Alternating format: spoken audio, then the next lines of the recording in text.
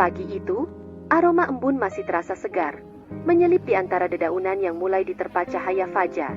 Aku, Dinda, baru saja bangun dari tidurku. Jam dinding di ruang tamu berdetak perlahan, menunjukkan pukul 5:30 pagi. Suasana rumah masih lengang, kecuali suara langkah ringan ibuku yang sedang bersiap ke pasar. Rutinitasnya setiap pagi, memastikan dapur tetap terisi. "Dinda, ibu pergi dulu ya," katanya lembut sebelum melangkah keluar. Aku mengangguk kecil, memaksakan senyum, dan segera bergegas mengurus pekerjaan rumah seperti biasanya. Membersihkan rumah, bagiku, adalah cara sederhana untuk meringankan beban ibu. Apalagi sekarang rumah ini terasa lebih besar dan lebih ramai. Sejak beberapa bulan lalu, hidup kami berubah. Ibuku, yang telah lama menjalani hari-harinya sendiri, memutuskan untuk menikah lagi.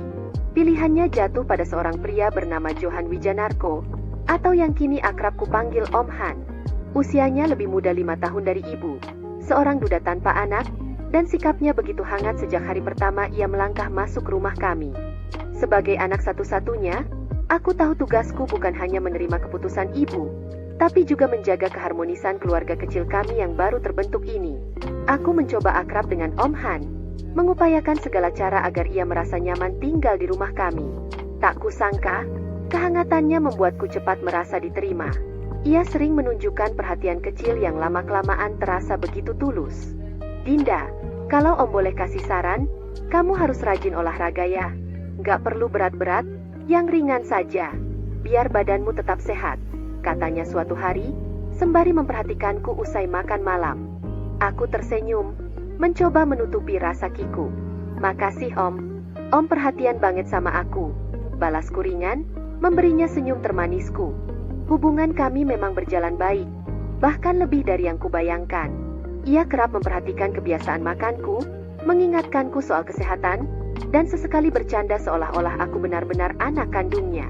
Namun, sebuah pagi yang tampak biasa saja ternyata menjadi awal dari sesuatu yang tak pernah kubayangkan. Hari itu, ibu pergi ke pasar lebih awal dari biasanya. Waktu masih menunjukkan pukul 5 pagi ketika aku bangun dari tidur. Dengan rutinitas seperti biasa, aku memulai hariku dengan membereskan rumah. Rumah kami cukup luas, jadi aku terbiasa mengerjakan banyak hal sendiri agar ibu tidak terlalu kelelahan. Aku menyapu dari dapur hingga ruang tamu, termasuk kamar ibu dan Om Han. Saat langkahku memasuki kamar mereka, aku tertegun sejenak. Aku lupa kalau Om Han masih ada di sana, tertidur di tempat tidurnya. Kupikir untuk mundur dan membersihkan bagian itu nanti saja. Tapi mataku menangkap beberapa serpihan kecil di lantai, dan rasa tanggung jawabku membuatku tetap melanjutkan pekerjaan. Perlahan, aku menyapu lantai, berusaha sehalus mungkin agar tidak membangunkannya. Namun, sapu di tanganku tanpa sengaja menyenggol ujung selimutnya. Selimut itu melorot ke lantai, membuka pemandangan yang membuat dadaku berdegup kencang. Aku terpaku, tak mampu mengalihkan pandangan. Baru kali ini aku melihat sesuatu seperti itu secara langsung. Sesuatu yang selama ini hanya aku tahu dari layar atau gambar.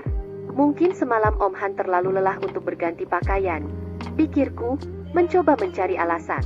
Aku berusaha keras untuk fokus pada pekerjaanku, tetapi rasa gugup itu tak mau pergi. Jantungku berdebar lebih cepat dari biasanya, dan entah mengapa, aku terus saja mencuri pandang. Tapi semuanya berubah ketika Om Han tiba-tiba terbangun.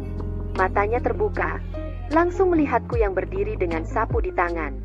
"Dinda, kamu sedang apa di sini?" tanyanya dengan nada bingung sambil buru-buru menarik selimut kembali menutupi tubuhnya. Aku tersentak, wajahku terasa panas karena malu. "Maaf Om, aku cuma mau bersih-bersih. Soalnya ibu kan ke pasar," jawabku pelan sambil mencoba tersenyum.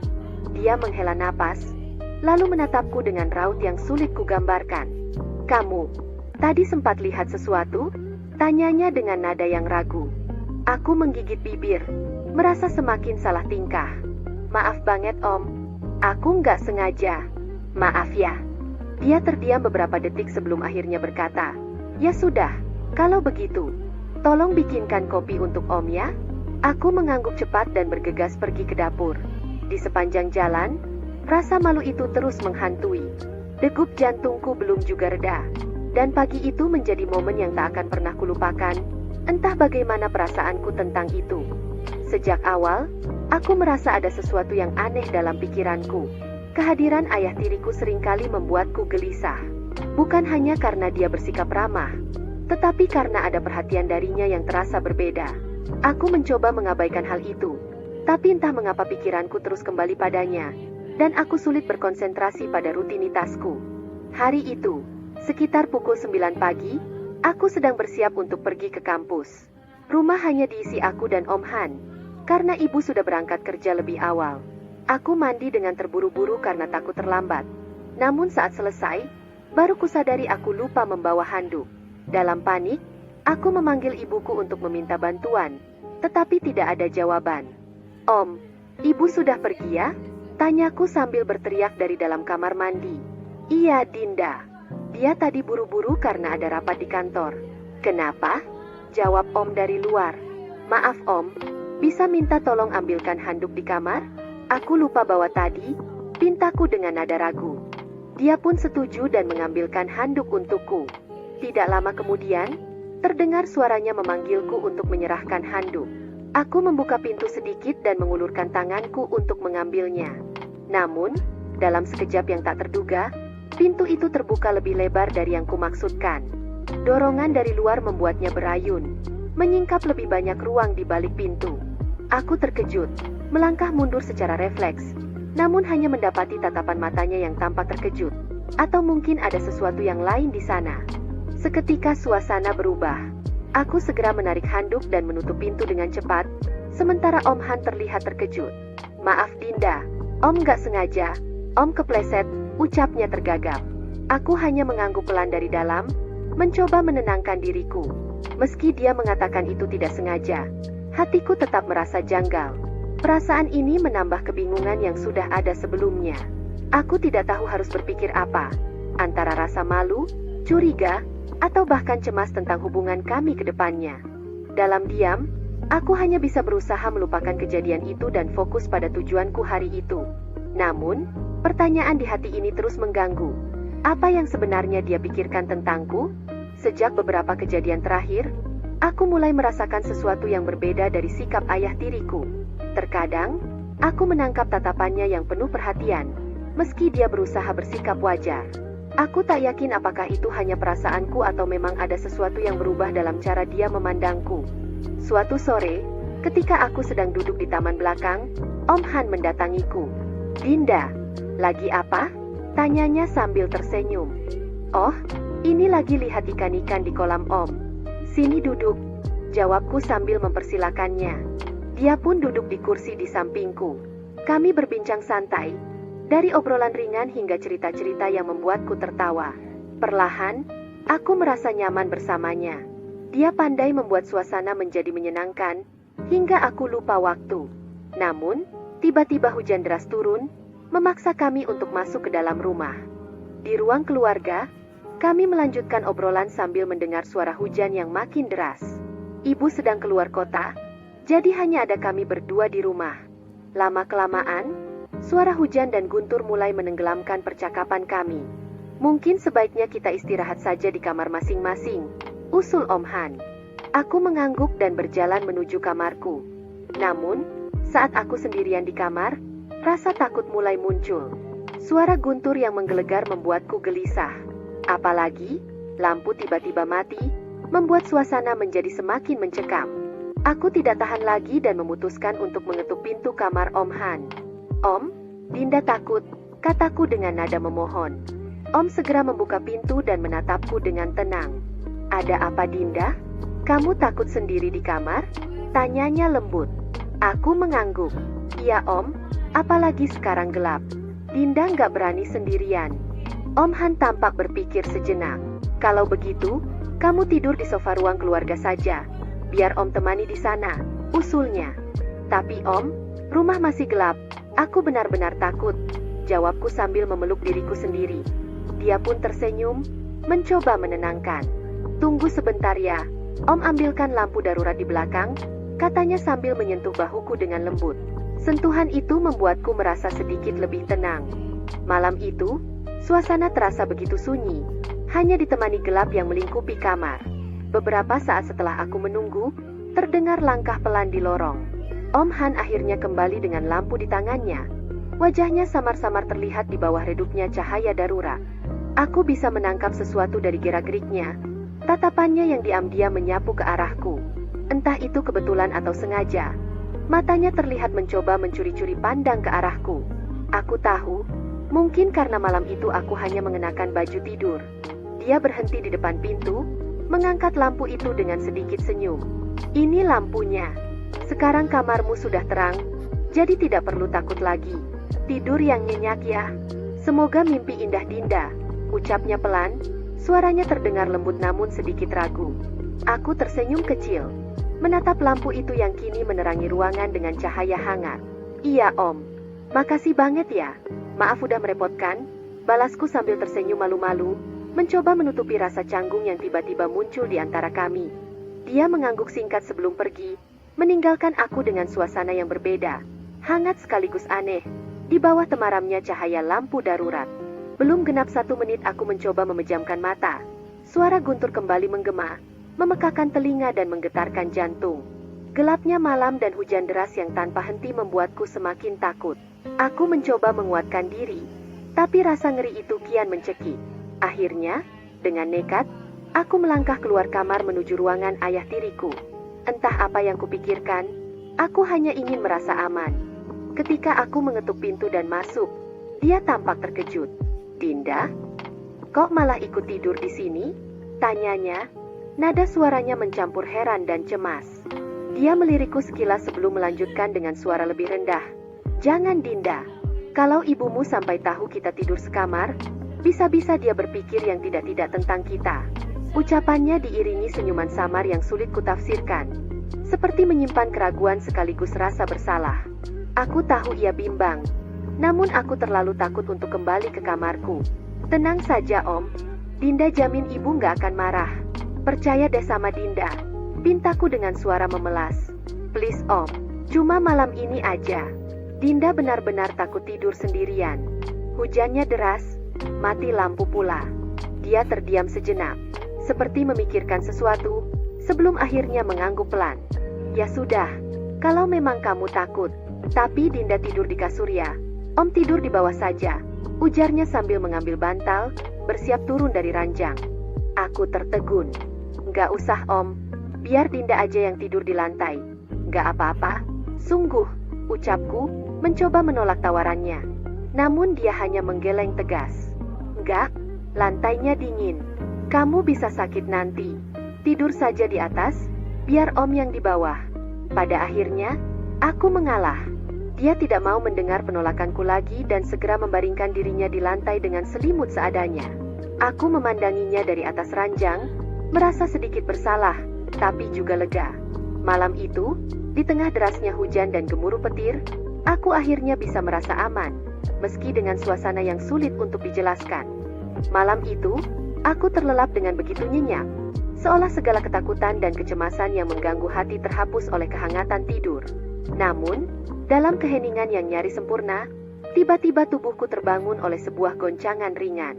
Aku membuka mata perlahan, dan untuk beberapa detik, aku hanya terdiam, kebingungan. Di sebelahku, ayah tiriku sudah ada, duduk di tepi ranjang, tubuhnya menggigil. Maaf Dinda, maaf ya, di bawah dingin banget, ucapnya pelan. Suaranya terdengar serak dan cemas. Matanya tampak menghindar dari pandanganku, tapi ia tidak bisa menutupi ketegangan di wajahnya. Ia menatap selimut yang ada, seolah menunggu izin dariku untuk bergabung. Aku masih dalam kondisi setengah sadar, tubuhku terasa sangat berat, kantuk seolah menekan mata untuk kembali terpejam. Iya Om, gak apa-apa kok, kataku sambil menguap kecil. Tarik saja selimutnya, daripada kedinginan. Aku mencoba memberi jawaban yang tenang, meskipun tubuhku masih ingin kembali ke dunia mimpi. Namun, suara hujan yang semakin deras dan angin yang berdesir di luar rumah seolah mengingatkan kami pada dinginnya malam itu. Selimut yang melapisi tubuhku terasa tipis, tak mampu menahan rasa dingin yang merasuk hingga ke tulang. Dalam keheningan itu, kami berdua berbagi selimut, mencari kehangatan di tengah kegelapan yang seakan menelan semua yang ada. Hingga akhirnya, malam itu membawa kami ke dalam suasana yang aneh, sesuatu yang tak pernah terbayangkan sebelumnya. Ayah tiriku, yang berusaha mengusir dingin dengan segala cara, perlahan mengaburkan batas-batas yang sebelumnya terasa jelas. Awalnya, semuanya tampak seperti kebutuhan sederhana, berbagi selimut, mencari sedikit kehangatan di tengah malam yang menggigit. Namun, perlahan suasana berubah, menjadi sesuatu yang asing dan tak wajar. Aku, yang masih setengah terjaga, merasa terjebak dalam pusaran momen yang semakin sulit ku mengerti. Dan pada malam itu, tanpa pernah kuduga, terjadilah sebuah peristiwa yang merubah segalanya. Peristiwa yang tak hanya meninggalkan jejak di malam itu, tetapi juga menyusup jauh ke dalam pikiranku, menanamkan rasa yang tak mampu langsung kupahami. Aku tidak pernah membayangkan bahwa keakraban yang semakin terjalin antara aku dan ayah tiriku akan sampai sejauh ini. Malam itu, suasana yang tenang dan dingin membuat kami semakin dekat. Apalagi dengan kondisi rumah yang hanya diisi oleh kami berdua. Entah bagaimana, malam yang seharusnya biasa saja, berubah menjadi malam yang penuh dengan perasaan yang sulit aku mengerti. Ketika pagi tiba, aku terbangun lebih dulu dari Om. Sambil beranjak dari tempat tidur, aku memperhatikannya yang masih tidur nyenyak. Seketika, pikiranku dipenuhi perasaan bercampur aduk, antara keinginan untuk melupakan malam itu dan rasa bingung tentang apa yang sebenarnya terjadi. Aku bergegas ke dapur untuk memulai pekerjaan. Namun rasa bersalah mulai merayap dalam diriku. Aku merasa telah mengkhianati ibuku. Mata ini pun mulai berlinang air mata. Aku menyesal. Aku merasa sangat bingung dengan perasaan yang membingungkan ini. Perasaan yang datang begitu tiba-tiba dan sulit dijelaskan. Seharusnya, semua ini tidak terjadi. Saat aku menangis di dapur, tiba-tiba ayah tiriku datang menghampiriku. Dia berdiri di hadapanku, dan aku hanya bisa menunduk. Aku merasa tidak bisa menatapnya. Maafkan Om, Dinda. Semalam itu Om hilaf, ucapnya pelan. Aku tidak bisa menjawab, hanya diam dengan rasa malu yang semakin dalam. Kemudian, dia melanjutkan dengan suara yang lebih rendah. Tapi, kalau boleh jujur, Om sangat menyukai kamu Dinda. Mendengar kata-katanya, hatiku terasa sangat dilema. Aku memang juga merasa sesuatu, tetapi di sisi lain, aku merasa sangat bersalah. Iya Om, jujur saja, Dinda juga merasa begitu. Tapi bagaimana dengan Ibu? Tanyaku dengan suara gemetar. Dia hanya terdiam sejenak, kemudian menjawab, semua ini tergantung kita berdua Dinda. Kalau kita ingin semuanya baik-baik saja, kita harus pandai menjaga rahasia ini. Aku terdiam, bingung dengan kata-katanya.